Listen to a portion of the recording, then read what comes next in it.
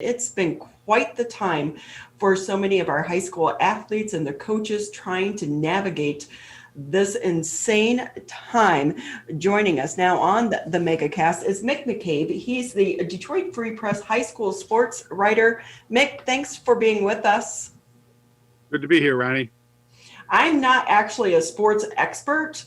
I know that football, you have a ball that you run up and down the field. So I'm going to go ahead and bring in Tyler. He's our sports expert to talk to you more about how you're dealing with all these sports and how, what it means for your job. Tyler, do you want to take the interview away? Sure. Thank you, Ronnie. So Mick, the biggest story right now in high school sports is this continuously delayed return there, better yet, to the fall season in high school sports, and then the delayed start thereafter to winter sports. Let's start with the high school sports because they were scheduled to come back before the end of that the pause. The pause, of course, was extended. Then they were going to return at the beginning of January, last week, Saturday, but there was some confusion there that then led to the season being delayed another week. Can you give us a little bit of insight from what you know about what that was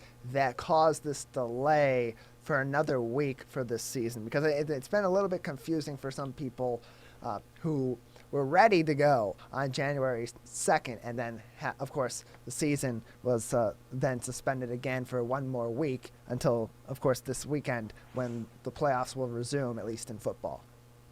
Well, it was the Department of Health and Human Services, and they, together with Governor Gretchen Whitmer, they never said, okay, this is going to be the restart date.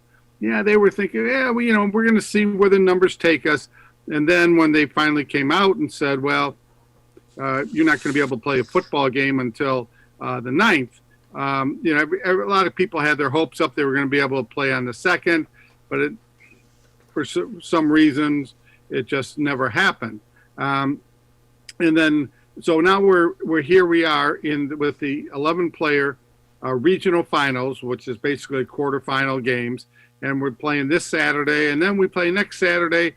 And then the following Saturday, we finally go out, get indoors at Ford Field. The MHSA doesn't have Ford Field wrapped up yet, but they expect to very soon. So hopefully at least we'll be able to go inside. So we're hoping for good weather this week, and then we need another Saturday of good weather too. And then basketball is just really got the short end of the stick. The MHSA asked the governor's office and the HHS, can we at least begin practice or workouts, not formal practice, just workouts with one coach and 4 players, like they usually do in the fall. And they said, nope, nothing until like the 19th or 16th, something like that. And so they have 1 week where they'll have tryouts and then begin games. They're going to have to play like this Friday the 22nd and Saturday the 23rd, and then play 3 games a week, boys and girls, all the way until the state tournament begins in March. And just if you think about it, what the representative, now this part is on the representative council of the MHSAA. What they should have done was taken the boys and girls state tournaments and pushed them back 2 weeks into April. And that way it wouldn't have to rush through this season. I mean, this is going to be a sprint. And what happens if there's another breakout? What happens if teams can't play those games? Who knows how many games they're going to end up with? They're allowed to play 20, and some schools won't get close to that. So if they would have extended it by 2 weeks, that would have been much, much better. But for some reason, the rep council of the MHSA said, well, we don't want to back up into the middle of spring break. Spring break?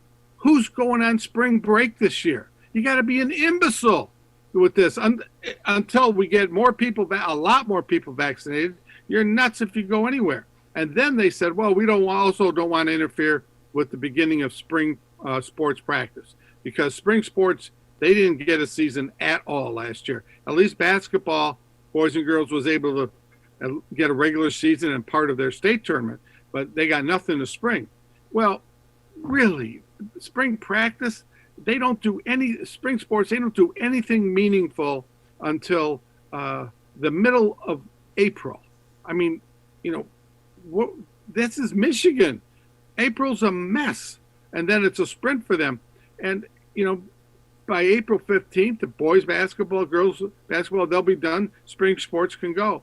And I think it was a huge disservice the rep council of the MHSA played to boys and girls basketball. Yeah, there's been so much focus throughout this year, and especially after coming off last year's spring sports season where they really just lost everything with regard to those players, those coaches, those teams, those communities having that sports season. They've been so adamant this year, the MHSAA, to get a full fall season, a full winter season, a full spring season in, however they need to pull that off. And maybe that adamance to get those full seasons in, it's been a little bit of a detriment, particularly for these winter sports. 3 basketball games a week for a several-week period for a couple of months. That's a lot of basketball at any level of the sport, especially at a high school level where you have a set amount of practices a week. These players are still very young. Their bodies are still developing. There is a high chance of injury.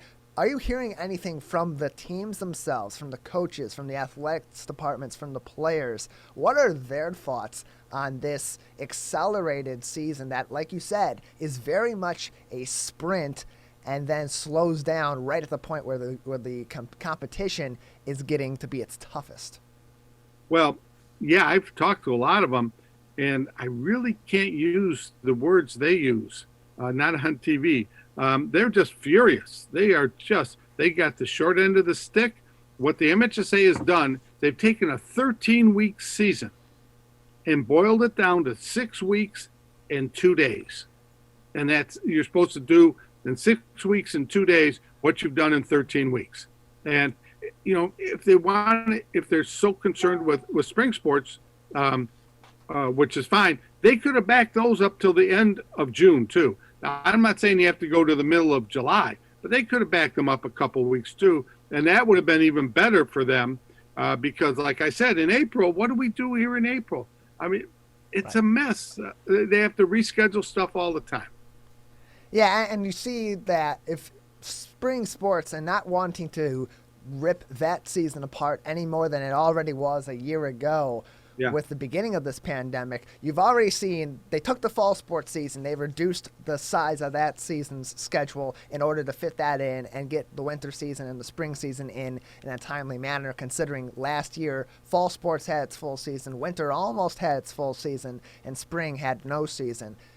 There hasn't been reluctance there in the past to reduce the number of games, to reduce the length of the season a little bit, to delay things somewhat, to make sure that things work. And now there seems to be that reluctance as they want to get full seasons in these two areas where these two sports seasons where a year ago in 2020 they didn't get that full experience, and maybe that's going to be a bit of a detriment. Going back to the fall sports season, which is now restarting, let's start with high school football, because that extra week delay, because of the confusion from the Department of Health and Human Services, from the MHSAA, down to these individual programs, causing that 1 week delay. That 1 week has immense impact because now these last 3 weeks of the season get to a point where, for many of these teams, when they get to if and when they do make it to the state championship game, I think of teams like Belleville and certainly here in West Bloomfield, key players are not going to be eligible because they are early enrolling, they are graduating from high school, their seasons will be over by the time they get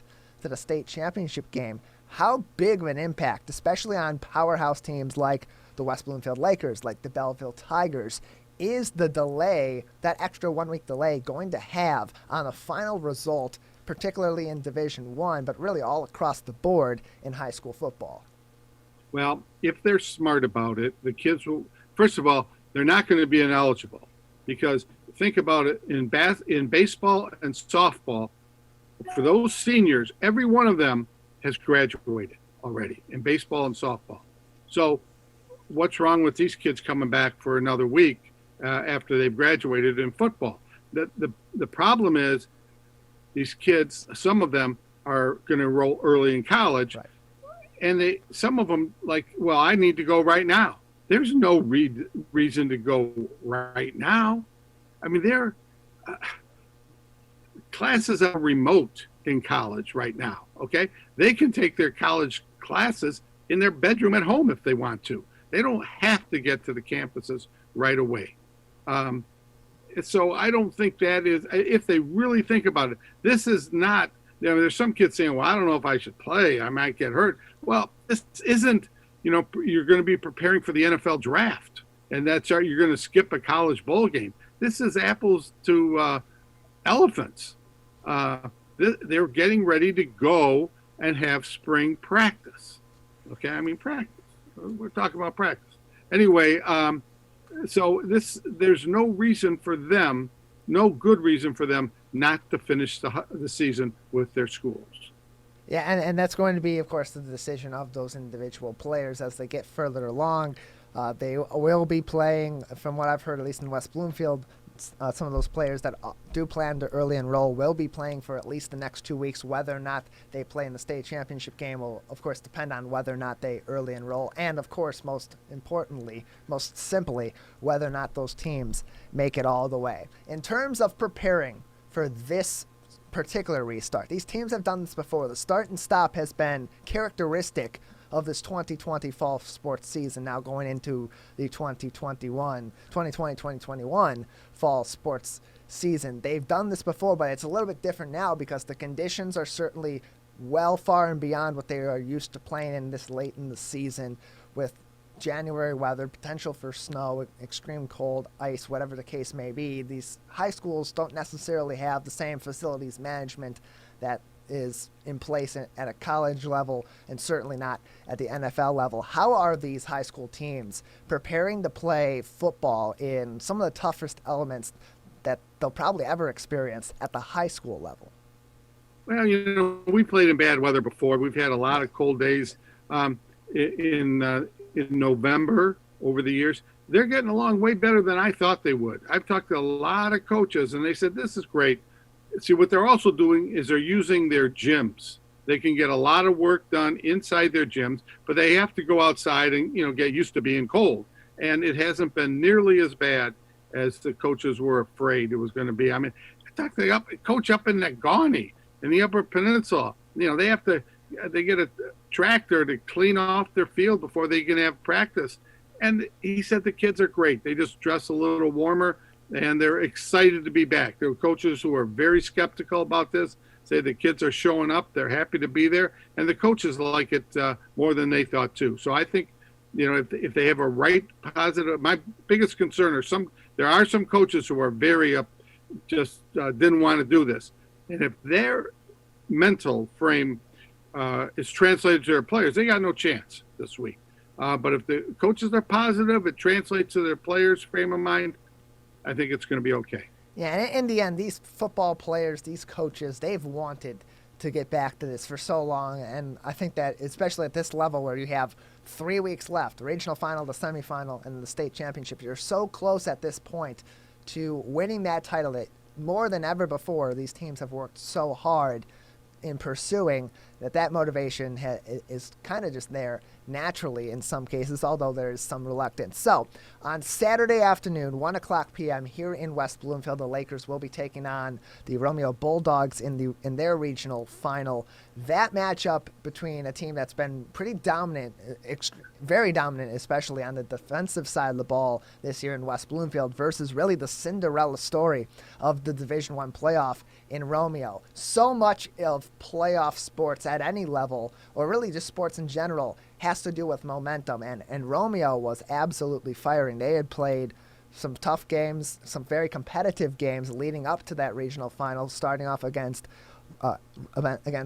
Anchor Bay, of course, the 3 seed, then beating Macomb Dakota by 1 point, going on to beat Stony Creek, that also had a really strong season, and now they're going up against West Bloomfield. Coming into that game initially, they had all the momentum in the world, as did West Bloomfield, and now after this pause, after this delay, of so many weeks. How big of an impact is that going to have on a team like Romeo going up against a team with as much star power and as much chemistry as the West Bloomfield Lakers on Saturday in that regional final?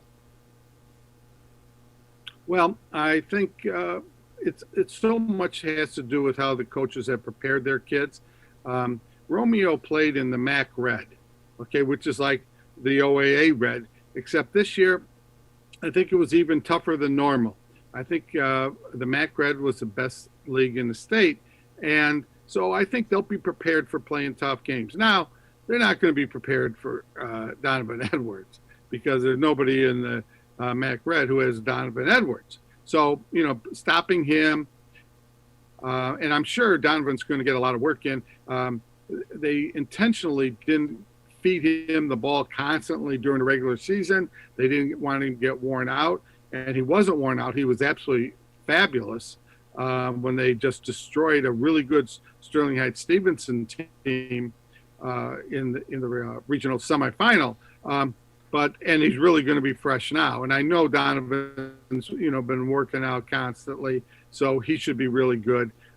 It's if they can devise a plan to stop Donovan, then I think it'll be a really good game. If they can't stop Donovan, they're not going to stop anybody, and that's why West Bloomfield's definitely favored. Yeah, West Bloomfield definitely coming into this as the favorite, a 64-point, the playoff point team coming in this side of the bracket in this particular district and in this set of districts. They were number 2 in district number 7. Romeo, the 6th seed in district number 8. And West Bloomfield, as much as we can talk about Donovan Edwards and the season that he's had and the offensive firepower that the Lakers have, what's really been the hallmark of this team in the 2020 and now the 2020-2021 fall football season has been that defense. Still coming back, still healthy, still has that full dominant front seven in their D-line and their linebacker core coming back for these final 3 for much of these final 3 games potentially. Does Romeo have the offensive scheme, the offensive talent, and really the fortitude based on what you have observed from them over the course of this season to be competitive against a defense that, against the best of the best in this regular season, has been virtually unstoppable? Yeah, Romeo has an excellent offensive line and another excellent defensive line. And we all know that games are often won in the trenches by the linemen. So I would not, even though they've got some losses, obviously, I would not sell Romeo short here. There's no question West Bloomfield is heavily favored, but Romeo is very well coached, as is West Bloomfield. And I expect it to be a good ball game. I think they can devise a scheme. They've certainly had enough time to set a defensive scheme. So I think they have a better than average shot to make this a very competitive game. Yeah, I mean, if they can come close to dropping a 50-piece on Stony Creek a week after an extremely competitive game against a yearly contender like Macomb, Dakota, they are an incredibly well-coached team. They've had a very tough season. They've certainly had the momentum. They are a team that has proven 36 playoff points doesn't mean anything. That's an arbitrary number. We are able to compete against the best of the best. We are just as good as any other team. I'm excited for that game. We're going to be broadcasting it here on Lakes FM at 1 o'clock is the kickoff. Our coverage will begin about 12:30, and it's going to be a very competitive game. These are 2 teams that are coming in hungry. West Bloomfield has been so close to winning state championships in the past several years, and it's just come up short. Romeo is a team that, much like in Division II with Oak Park, did not have the greatest regular season in the win-loss column, but is having a really strong playoff performance. That's going to be a great game. So for Division I, on this side, on both sides of the bracket, we have a lot of very talented teams. Rockford and Saline have been having a great season. On the other side, as has Davison. Belleville's always a title contender, and of course, same thing here in West Bloomfield. So Mick McCabe with us, the Detroit Free Press high school sports writer, joining us on the Oakland County Megacast. What is your prediction? What team are you looking at in this final 3 weeks of high school football in Division I as the team to beat, and who do you believe will be, based on your predictions, the state champion in Division I? Well, obviously Belleville has been ranked number one, but Cass Tech is really good. And, I'm picking Cass Tech to upset Belleville. The only thing is, is everybody playing for Cass Tech? The Twins are really good players. They're going to Penn State, but are they actually going to play? And if they play, I think they're capable of winning state championship. Kalen King and his brother Kobe. If not, Detroit Catholic Central is flying under the radar. I mean, CC never flies under the radar, but they're really good. They play excellent defense. They can stop the run. I wouldn't be shocked if Catholic Central surprised everybody and won the state championship. Yeah, it's going to be all about momentum and preparation in these last few weeks. Good, well-coached teams still available. Really talented teams still out there on all four corners of that D1 bracket. It's anybody's game at this point. We appreciate having you on, Mick McCabe, Detroit high school sports writer for the Detroit Free Press. Anything else you'd like to mention before we let you go? I see you holding up your book. Yeah, we have this book. It's very well done. Gene Myers is a fabulous editor, and Ryan Ford is just an amazing designer. And we put this book together, and it's really good. Mick McCabe's Golden Yearbook, and I think on the Free Press website under sports, it gives you a link how to buy the book. And people have seen it's not just football, basketball, every Miss Tennis, Mr. or Miss Golf, somebody who won one of those awards, they're listed in the book. Yeah, it's a really interesting book looking back at the last 50 years of high school sports in the state of Michigan. Mick McCabe, we thank you very much for being with us today. Okay, next time Ronnie's got to do the lipstick on me because mine wore off. I need her to take care of me.